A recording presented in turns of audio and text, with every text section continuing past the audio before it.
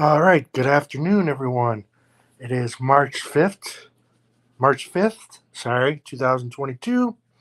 Just a short little video update about some updated wrestling news, rumors, and all of that fun stuff. If you like the video, please make sure to like and share.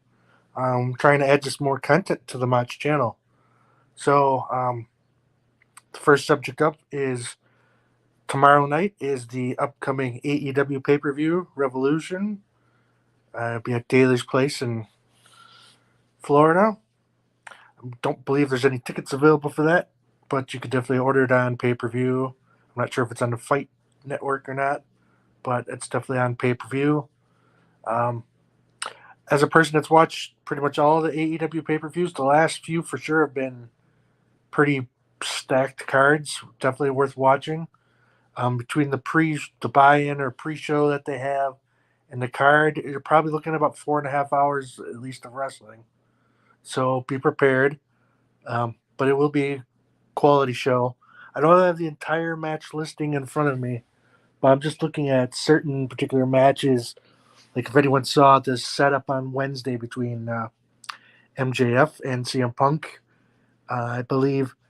I personally believe this should be the main event of the pay per view because I don't think anything can follow this.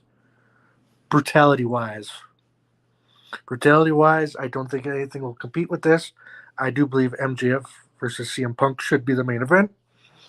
They're definitely going old school with the dog collar match. And if it's any indication from Friday, it definitely will be. Or from Wednesday, sorry.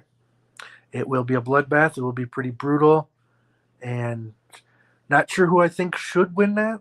But I think regardless, the fans are going to win regardless. Either if MJF wins or CM Punk wins. Personally, I think MJF should win because I think he should be the man to defeat Adam Page for the World Championship, possibly at Double or Nothing. Um, I know that'd make a short title reign for Adam Page, but I believe MJF should be the man to take the title from him. So we'll see about that. I am looking forward to the Adam Cole Hangman Adam Page match. I'd like to see Adam Cole win, but I believe he's going to take his first actual loss. But it's in a title match. Probably will be the main event. Should be a good match. Um, I don't know how everyone else feels, but me personally, I'm not as big a fan of Hangman Adam Page. I think it's one of those deals where they say, where the face, it's always more interesting the chase than it is the defenses. And I think that's maybe how it's been. I mean, he had those great matches with Bryan Danielson. Yeah, the Texas Death Match with Lance Archer, but I don't know. I just don't see Hangman Adam Page as the champion for long. I think at Double or Nothing, he loses to MJF one way or another. We'll see. They could be waiting at for maybe All In, which is very possible. But guess we're going to find out. I know there's a lot of other matches everyone's looking forward to. The Thunder Rosa Britt Baker match. Could this be Britt Baker actually taking the loss in this match? But I'm tossed and turned between that one. I mean, Thunder Rosa should be the person probably to beat her, and this would be the time to do it. So maybe that will be the main title change on the show. Because not all the titles are on the line, but most of them are. Should be a good match. I don't think it's going to be a bloodbath, obviously, but should be a very physical match. Should be good. Not really looking forward to Jade Cargill versus Ty Conti. Jade Cargill's impressive looking. She's obviously the big. I know she's training with Bryan Danielson and that, training her to maybe learn some wrestling. But the way they're pushing her right now, it's like a Goldberg push, and her matches are short. So I don't think Ty Conti's going to do one to beat Jade Cargill. I don't know who will be the person eventually to do that. Maybe Ruby Soho, which, where is Ruby Soho? Has she been on Elevation, Dark?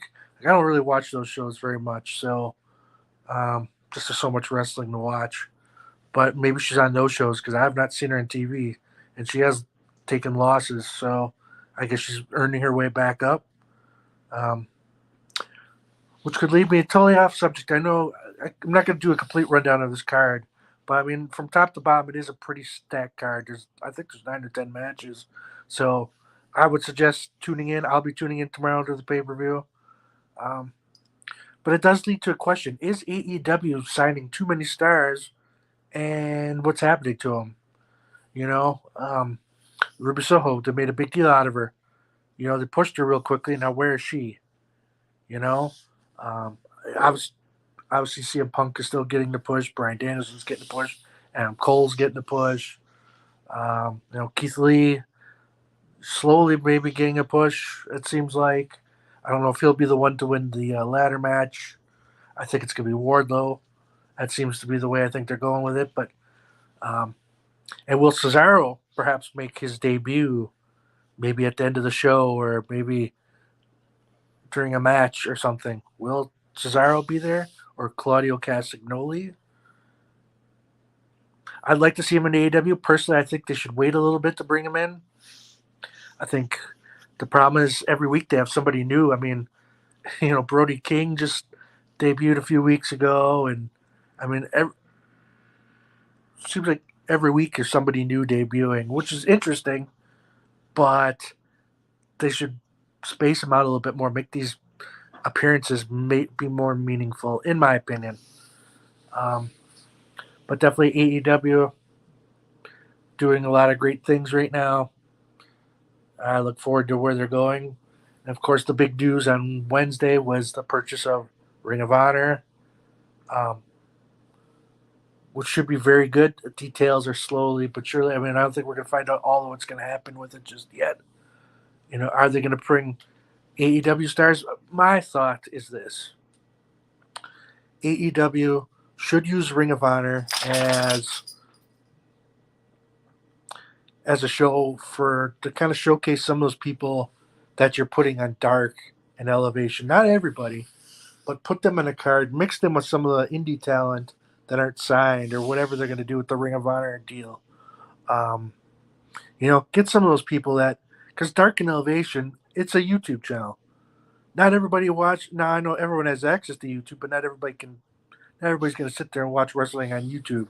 I would, but it's hard to watch everything. But I personally think, put some of those people on the show, get them some TV exposure if they're still going to be on their channels or not. Not sure how that's going to work out on the St. Clair network or whatever. So, be very curious to see what happens with that. Was pretty big news. I know WWE was in on that deal. I don't think they thought it was worth. Obviously, I don't think they wanted Ring of Honor in general. They just wanted the tape library, which I know is a big thing for AEW because Ring of Honor, I guess, had the rights to the first All-In pay-per-view before it was AEW. So now with them purchasing Ring of Honor, they own the property, so they can do what they want with it. So overall, should be very, very interesting times. It'll be very interesting to see what happens from there, and as details come more available. And the WWE side is obviously WrestleMania is only a few weeks away. It was announced on the Pat McAfee show, which I do suggest, whether you're a fan of Vince McMahon or not, or you're a fan of WWE or not, or whatever, Vince McMahon is an interesting character. Now, yeah, maybe he dodged some questions on the interview and things of that nature, but what did you expect? He's not a person that sells stuff, especially in public. Maybe behind the scenes he might, but in public he's not going to sell certain things to the people. So, but it was about an hour and 20 minutes. It was a very interesting interview. I'm not going to say you're necessarily going to learn anything special, but it's interesting seeing Vince in a totally different light. Using F-bombs and swearing, and Pat McAfee is generally a huge WWE fan. So it looks like he's going to have a match against Austin Theory at WrestleMania. Maybe Vince is going to be in Austin Theory's corner or something. I don't have a problem with that. But obviously this WrestleMania, it's kind of unfortunate. They don't have enough of their own stars that they got to bring in actors and things of that nature to highlight the show with the you know, Johnny Knoxville versus Sami Zayn. Um, was it Logan Paul with The Miz? And now Pat McAfee. Um, Pat McAfee should do well. I remember that match he had with Adam Cole actually was a surprise. I think a lot of people, man, it was probably practiced, but um, be very curious to see how that match takes place. But WrestleMania is a very hit and miss card. As it gets closer, we'll probably cover that a little bit more. But yeah, that's basically it. I didn't want to make this too long. I'm just kind of doing kind of quick wrestling shorts, I guess, so to speak. So might do a special episode in the next day or two, kind of covering the AEW pay per view. So thanks everyone for tuning in, and talk to everyone later.